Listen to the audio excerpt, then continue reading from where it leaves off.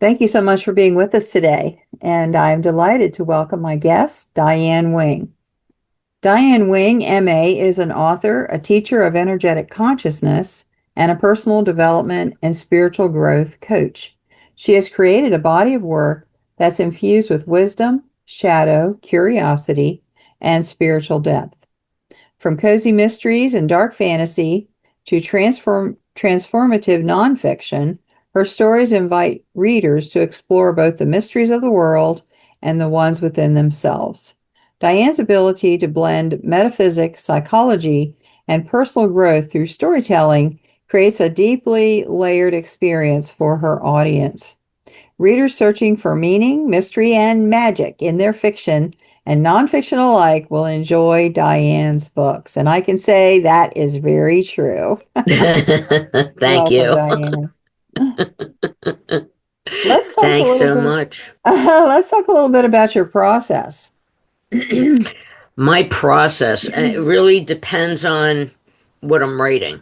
So, fiction, general fiction, there's a bit more latitude, and I usually start with what if? What if this happened? What if this was the situation in the world? What if I was in this position, whatever that is, and just take it from there and try to get the characters to grow in response to whatever that scenario is. When I'm writing cozy mysteries, it's a different process because it's severe outlining, because I look at it as a puzzle and all the pieces have to fit together, or the reader's going to go, what? Or you didn't give me all the information I need to try to solve this mystery. Right? We have to be true to the reader. So my process changes depending on what I'm writing.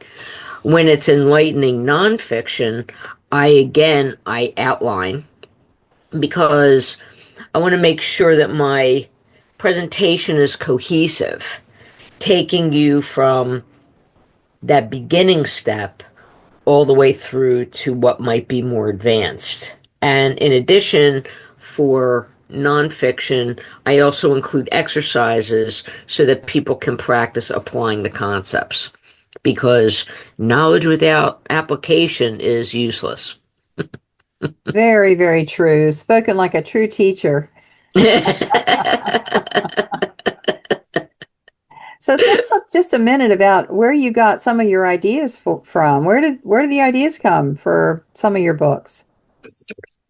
Some of them have come in dreams, some of them just walking in the woods. Some of them, I'll tell you a story about a specific story from the Thorn Manor and Other Bizarre Tales collection. That's a horror collection, so if you're not into scary stuff, don't read that one. But there's a story in there about a demon who comes to try to take over the world. But first, because he's muddy from climbing out of the hole, he wants to get spruced up before he makes his presentation. And he sees a beauty salon. And that's all I'm going to tell you, because I love that. That's one of my favorite stories. I laughed when I was writing that. And I know it's supposed to be horror, but I thought it was funny. But where I got the idea from, do you ever have a big round brush and there's a handle, and in the handle there's like a spike, and you pull that out and you turn it around so you can take layers of hair? So here's a spiked brush, and that's where the idea came from. Oh, wow. So you can be triggered by anything. If you're an author, it's really important, I believe, it's really important to keep a running list of the ideas that come through, because you'll think, oh, I'll remember that. You won't. Just write it down. Keep a pad next to your bed with a pen and write it down immediately. I mean, I've got pages of story ideas and book ideas and snippets of things that have come through even while I'm writing something else. So I'm big on lists and making sure that I capture it and write it down. Yes, such a good point. When you are a writer, officially you are a writer. We always have some way to capture those ideas because they're like fireflies. Blink and gone. Yes. Yes. Even a title, if it flashes in, write it down. Yeah. There was something that came through and I didn't write it down. I was like, ah. And no matter how hard I tried, I couldn't bring it back in. I was so frustrated. The other major thing is back up your work. I spent days on a manuscript. This was years ago because I learned my lesson. Days. I was saving, I thought. I went to go get it. Gone. Completely gone. I was going to commit Harry Carey. I was beside myself. I don't know if that's ever happened to you, but I had to come around to the notion that maybe I had to approach the material differently. So maybe it was a good thing. I like to find the silver lining, but let me tell you, I was so upset. So now I have, and I don't put it in the cloud because that can be hacked. So I've got a hard drive, an external hard drive that I use to back up my stuff. And yes, there can be mechanical error, but it's backed up. If I send it to my beta readers, they have a copy. You know what I mean? So Mhm. just back up your backup and make sure that it's always available to you so you don't have to go through that. Yes, absolutely. I email it to another one of my email addresses. So I've got three email addresses so that it's in the email attachment.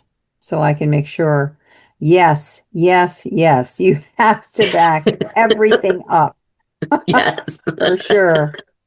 Yeah. I've had those Harry Carey moments myself.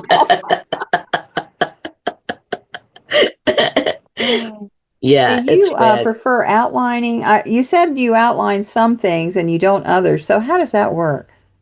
So I outline the things that have components that all have to fit together.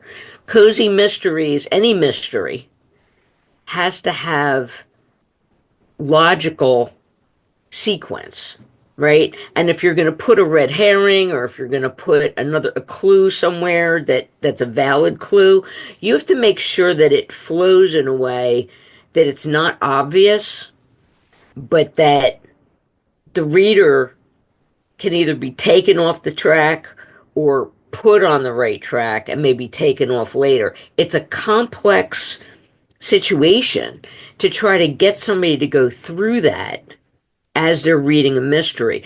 I like to read a lot of Amazon reviews, Mm. especially the negative ones.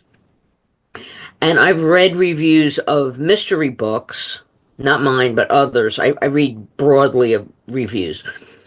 And the reviews that are negative in mysteries are when they end it with something that was completely out of left field.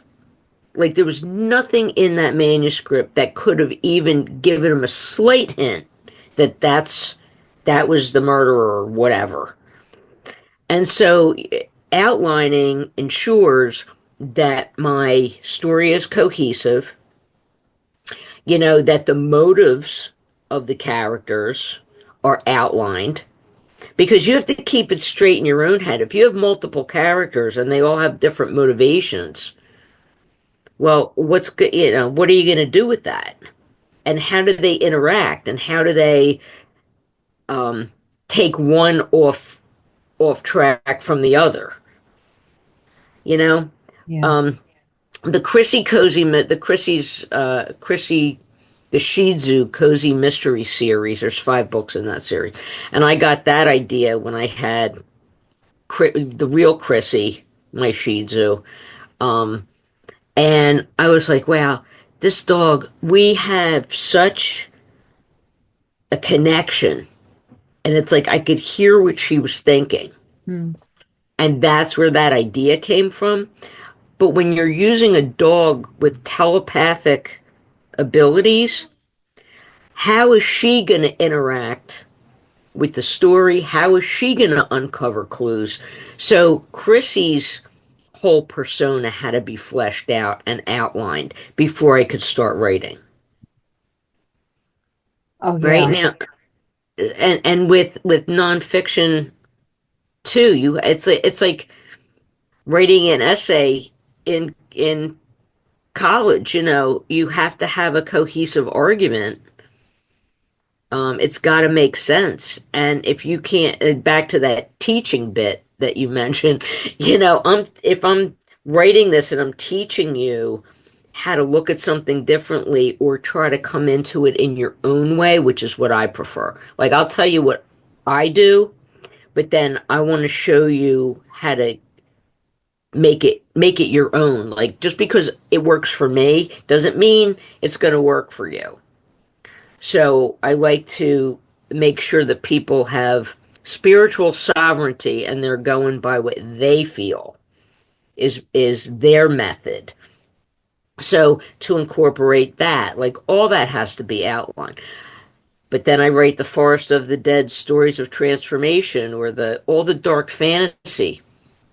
I'm free to roam about the cabin, like I can go anywhere I want. It doesn't have to be interlocked. It doesn't have to be red herring time. Um, so I have more freedom in that way. A lot of times I write something that has to be outlined, and then I write something that doesn't right after that Mm. because I have to take a break from that pressure because there is pressure when you're outlining. You know what I mean? Yes, I sure do, because I write cozy mysteries and there has to be, like you said, that those clues and they have to mesh with the events of the story of the detective or whoever that's unraveling. Because there's something else going on too. It's usually, multiple things are happening. So the person is in my Englewood Medium cozy mystery. She is grappling with her newfound talent or skill or ability of seeing her dead father and talking with him. And so she's got that going on in her spiritual journey as well as the crazy stuff that she's trying to figure out who did it. So all that has to come in and make sense, not feel forced. Like, okay, time for a clue. Yeah. Yeah, that Right. doesn't really work too well. Right. But even in outlining, what I find is when I'm in the zone, and those of you listeners who do write, I think you know what I'm talking about when I say the zone. Like you're somewhere else. Like I'm seeing the story play out. I'm seeing the characters interact. I'm seeing how a clue might fit naturally, like you were just referring to, into the plot, into the conversation. And so that zone is so productive. And even when I'm working on a manuscript that doesn't need to be outlined and I'm in the zone, it's playing out. I see it. I see it whole. And I think that's when you have the best chance of manifesting the story that's going to speak to readers. Oh, yeah, for sure. Because the energy from the author goes into the work and the reader feels that coming through. I think that's why we pick certain authors and other ones we just don't seem to connect to. Oh, without a doubt. I mean, I read widely and I like to test new voices that I've never heard before. And they're not always consistent, but there's this one woman, Virginia Kaufman, and if you read her Mora books, it's my favorite opening paragraph of all time. And this woman used to be a screenwriter also in the 70s. So you could see this playing out as you're reading it. And I love that, right? You're in it. Like the world disappears and you have your tea and your blanket and you're reading this book and you're somewhere else entirely. Mhm. And I know that she was in the zone when she wrote that. You could feel it. Mhm. Oh yeah. Yeah, for sure. So you're saying it's like a combination. You do outlining for some of it, and then you go into the zone, and then you come and check the outline and go back in, dive in again. Is that Yes. right? I mean, I have grids and, spreadsheets and the whole outline, in a Word document. And I just, yeah, when you're writing mystery, you have to dot your I's and cross your T's. Any good mystery is going to have all the components that the reader needs to come to a conclusion. Even if it's the wrong conclusion, but you want them at the end to say, well, I can see that. That makes sense now. And thinking back on it, you did give me all the clues to get there, but I was taken away by this red herring.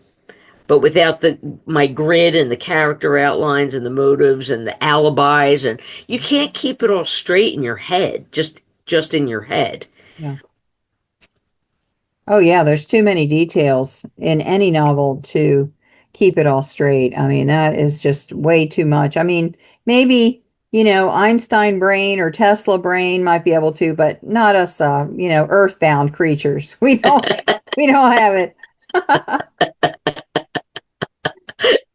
Yeah. No, and if you don't want a flat character, you have to go in, even if you don't use all of the components of that character that you build on your spreadsheet or whatever.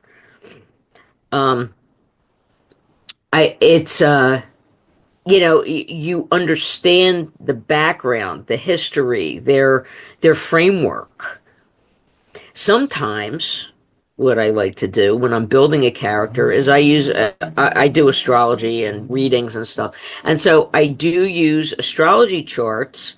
Like I'll pick a birthday and a time of birth and everything, and I'll create a chart and that'll be the character's chart.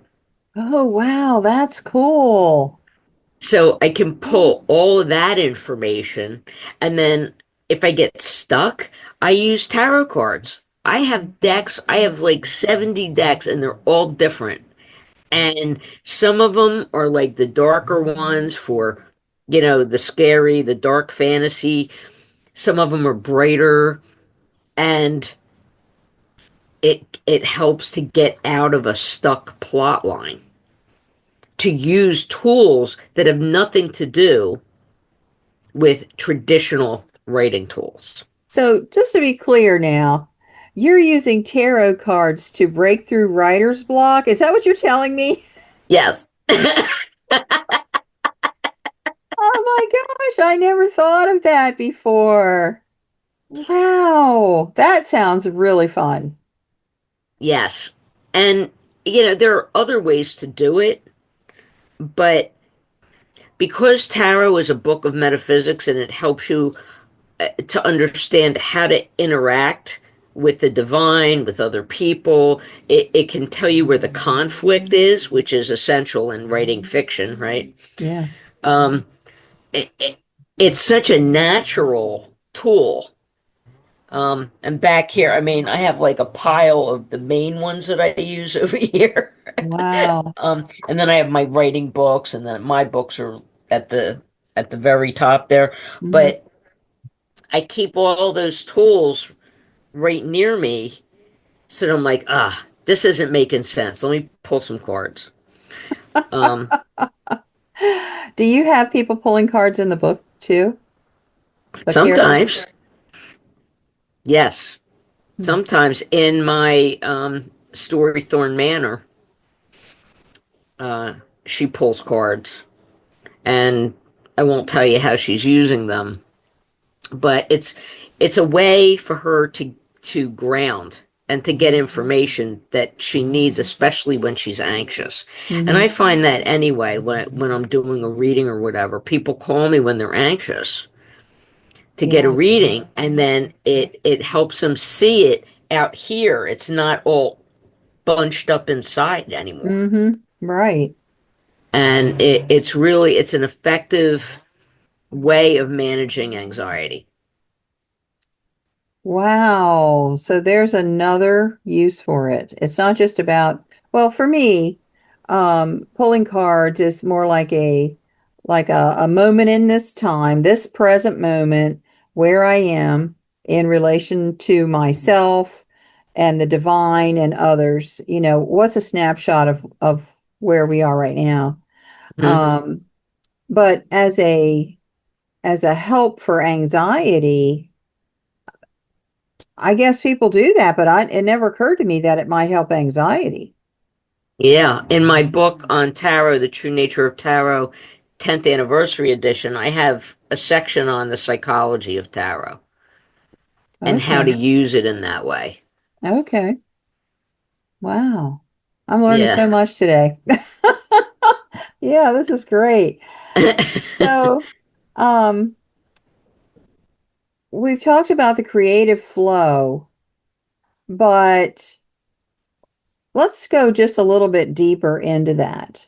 So, when you say creative flow, does that mean that where are you getting the ideas from if you're in that flow state? What's happening? Okay, so when I channel energy, it comes in to the crown chakra for me and out my hands or my mouth if I'm speaking. For some people, it comes into the heart chakra and out. So I guess if you're writing a romance, odds are you're pulling that energy into the heart and out into the story, right? But when I'm funneling, like I always make a request before I sit down and start writing. And I ask to speak through me, the divine to speak through me and guide the writing, tell me what I need to say. And that's why sometimes when I look back on what I wrote, I'm like, hey, that sounds really good. Ah, I yeah. that's I'm so glad that happened. I don't remember writing it Mm-hmm. that way. And that's how I know I'm flowing with the divine energy. And when I say divine, I'm not saying it in a religious way. I'm not saying it, I mean, spiritually, yeah, but it's energy, it's moving energy, and it's the energy that we're all able to tap into. It's all around us. I wrote a whole book on the true nature of energy, transforming anxiety into tranquility. And that's what that book is about, with exercises on how to do this, Mm-hmm. how to ground, how to dump the excess energy. Because as a writer, if you accumulate negativity, if you accumulate fear because you're afraid, oh my God, I'm stuck.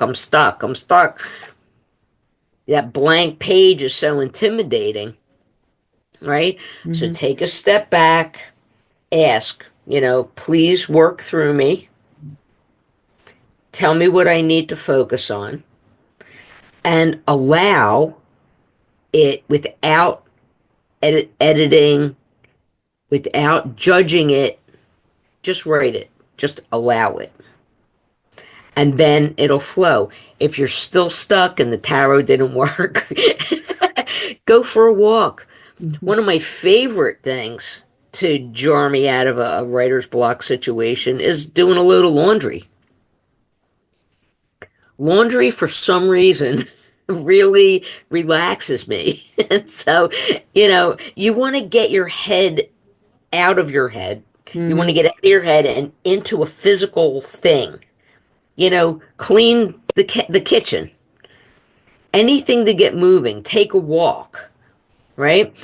And then if you come back and you're still stuck, odds are in a plot line. I'm not talking about nonfiction here. I'm talking about a plot line in a story. Odds are you have to go back to before you got stuck, and there's going to be something there that created this current situation that is keeping you stuck. So all you do is you go back here and you tweak it, and then it flows again. Does that make sense? Yes, it makes total sense because something isn't connecting with your final couple paragraphs. There's something in there that's disconnecting you from that forward momentum. Yes. And to find it, I find that if there's a question that I don't want to answer right now because I don't want to do the research or, some reason that I feel frustrated. I don't want to answer that question right now. I will get stuck. I will get really, really stuck. So I have to take a breath, maybe come back tomorrow when I have more energy to go ahead and do that research and answer the question because I'm not going anywhere until that's done. Yeah. Right. Right. There's nothing that is more frustrating for an author um, in the creation process than feeling like you don't have anything important to say. Like, why does anybody care? Answer those before you start writing, right? Is this a story I would want to read? Because if it isn't, you're back to you put your energy into the manuscript. If you're bored, that boredom is going to translate into the reader's boredom. Yes. It's not different. You're connecting to somebody outside yourself, and that energy is imprinting. And so you have to find out deep within yourself, do I really love this story? Is it important enough for me to spend however long it takes you to write a book with it? Because every single time I've written 12 books and ghost written one, so 13, and every time it's like giving birth. Every time. It doesn't change, it doesn't get less um, intense. It just doesn't. And then you let it out into the world and you're like, what's going to happen now? Because people are very open with their, critiques. And you don't know what's going to happen. And that's why I have 5 beta readers for each genre that I write in. Two, I give it to them first, and I'm like, rip this apart. Like, tell me what you don't understand. Tell me if there's something wonky. Tell me if you don't like the character. Because we can only see from within our own framework. That product is going out into the world. It's public. And so you're not going to be able to see what others see. And you don't want to wait until it's out there and people are the Amazon reviews are coming in and you're like, "Oh no." You don't want to wait until that happens. Oh yeah, So, 50 books in, I depend on my beta readers. I will never send anything out without a lot of people looking at it first. yes. And how many times did they see stuff that you were like, "Oh my God, I totally missed that." Oh, every single book. And I find there's a lot of stuff that's in my head and I thought it went in the book. It did not. It didn't get in there. I skipped it somehow. And then a question comes up like, "Oh, I thought I put that in there, but I didn't." That kind of thing. Wow. And Yeah. even with typos, it, running like 3 different AI, editing software, and then, going through it myself, and then they go through it, and then so an editor goes through, and they're still like, Oh yeah. how in God's name does that get through? It's a mystery. It's a universal mystery. But Yeah. for those of you doing reviews of authors, just be aware that serious authors are doing their utmost to make sure that the manuscript is clean before publication. So be kind. Yes, please be kind because hours and hours and hours have gone into it. My Christie Award winning book had a misspelling and it was published with a misspelling. And that was after I hired two professional editors to go over it. The publisher had an editor that went over it. I went over it hundreds of times. I had spell check, and there was still a misspelled word. And the reviewer from Publishers Weekly that Oh, reviewed the book brought up that misspelling. And so, after that, I just say, you know what? One of the signs of a first edition is that there's mistakes. So here you go. First edition, you got a mistake, you got the winner. The perfect books come later. Yeah, I just had to get over it. But it was yeah. very upsetting to me at the time. Oh, of course. Well, what makes me crazy, and I understand the negative reviews, when the typo is in the title, like Oh my that, gosh. that blows my mind. I've seen this, and I'm like, I don't know. My eye goes right to the typos in not necessarily in my own work, many times in my own, but definitely on menus, right? You're reading Hmm. a menu, you see all kinds of different like things they could have fixed at the printer. Um, I see typos in the closed captions on that on the TV. Oh, yeah, yeah, but when you're spelling cemetery ARY,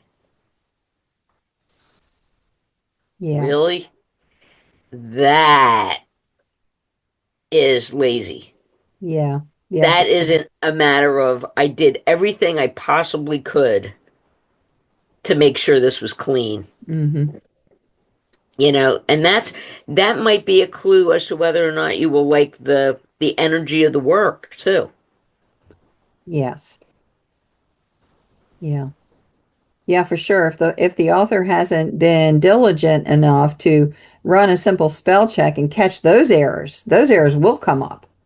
Then they're not really committed to the story or committed to the reader, because we want to respect the reader and give them something that is good, is good, and they will enjoy. I want the reader to get lost in the story, not go, oh my God, another typo.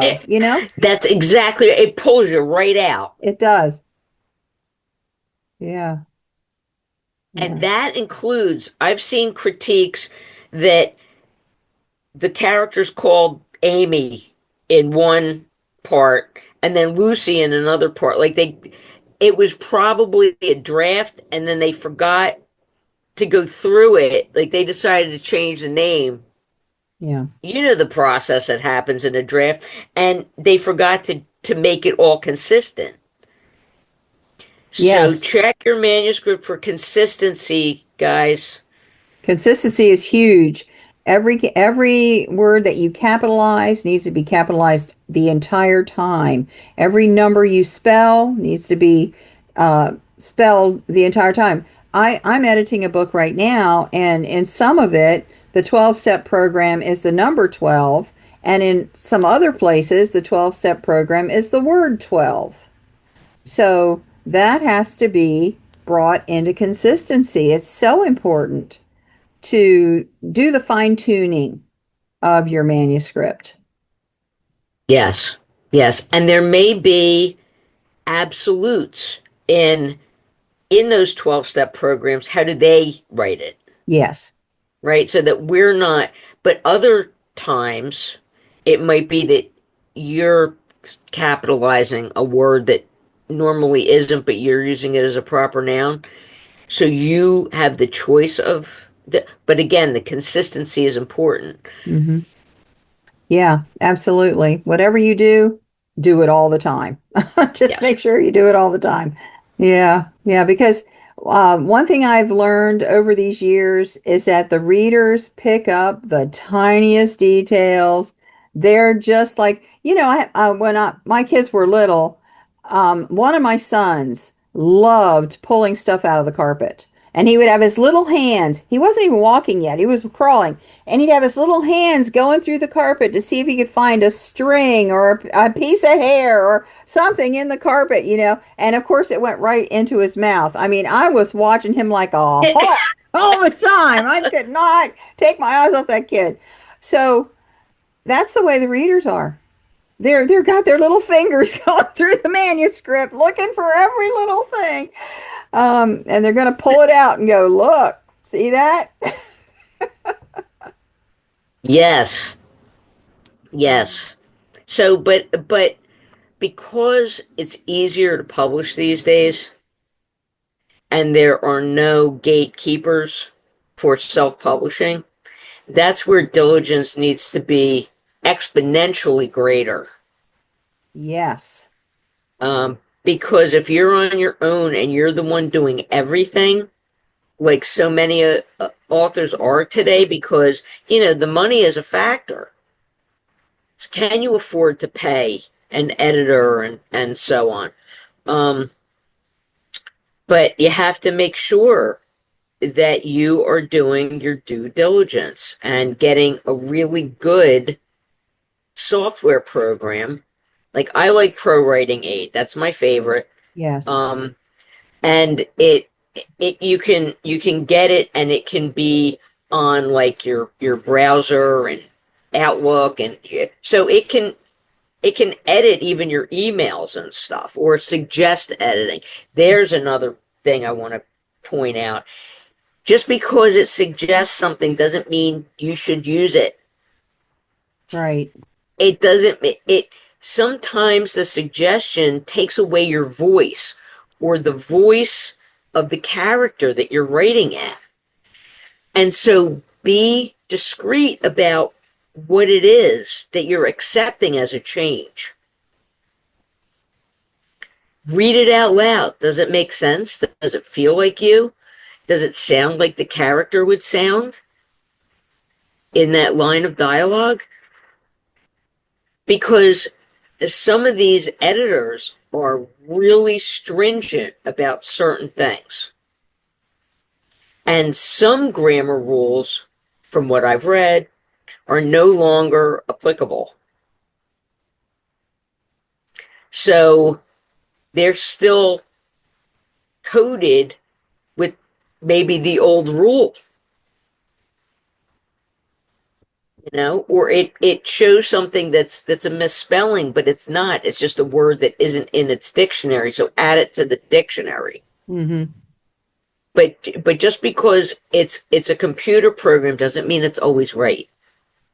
Absolutely. I'm fine. In my personal preference, I'm light on commas. I don't like too many commas, but the editing programs are heavy on commas. They want a comma everywhere, it seems like. There's probably four in the every sentence. And I think that's disruptive. I don't like it. But yes, you don't have to take the advice all the time. I hit that dismiss button underneath, um, if I don't want to do it so it doesn't keep telling me and keep telling me I have 75 problems in a manuscript I've already done, already corrected. Yeah. Right. Or the suggest phrase, like most of the time they're wonky. I'm sorry. Like it is not a way that I would construct a sentence. So it wouldn't even sound like me. And I think my readers at this point, because there's so many examples of my work out there, know my voice. And so they would be like, what's this? Like, who wrote this?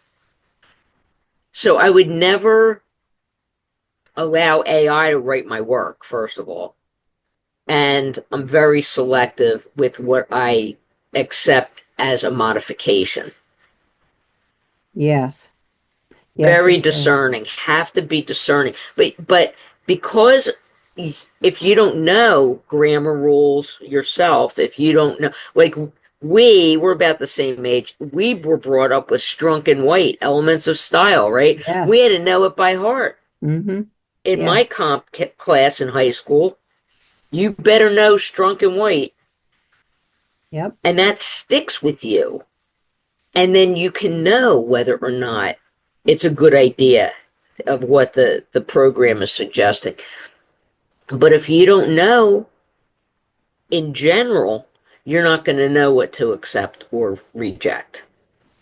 Yes, absolutely. And that's one of the drawbacks of using these automated programs is that if you don't, some people feel like they don't need to know that because the program platform is going to tell them what it is when the platform is not infallible. It's not always right. Yeah, with Strunk and White, when I started editing, I read Strunk and White 20 times, put it down for a couple of years, picked it up and read it 10 more because I just wanted to absorb it. I didn't want to memorize. I just wanted it to become a part of my thinking, Yes. in that way, because I wanted to be a good editor. That was my goal. And so I wanted to automatically know what should happen here, in this situation.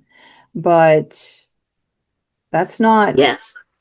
that's not common anymore, seems like. No. No. There's a website called The Grammar Girl. You can also read that website, and she's pretty good. Um, if it's like one of those weird cases that you're really not sure, uh, I subscribe to various grammar newsletters. I know that's kind of nerdy, but you don't know. You don't know what you don't know. Yeah. And it's never bad to have a refresher. It's always a valuable thing to go, oh yeah, I knew that. Okay. Okay. I'm still good with that information. Because the Yes, brain has a way of twisting what you thought you knew and then absolutely. changing it. Yeah. I saw so many periods outside of quotation marks that I Oh, thought, has the rule changed? I actually I emailed a friend and said, has the rule changed so it's outside? And she said, no, it hasn't.